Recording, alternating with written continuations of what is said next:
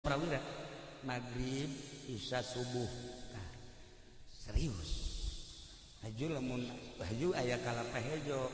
papas luhur jeung handapna bolongan saeutik setengahna ilum ku urang setengahna deui cokot cai teh ember anu meunang wudu tadi hijikeun ka dinya haju tutupan bacaan ku maneh keinumkeun ka pamajikan maneh ngan babacaan anak moal dibikeun sakitu atuh sia nyarandung kabeh ieu nu bahayana ya yang medit-medit mun kitu boga duit nyandung tah ieu mah moal dibikeun ieu carita mama prawira we akhirna dibacaan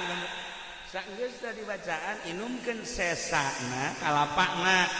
ieu pendem hareupeun lawang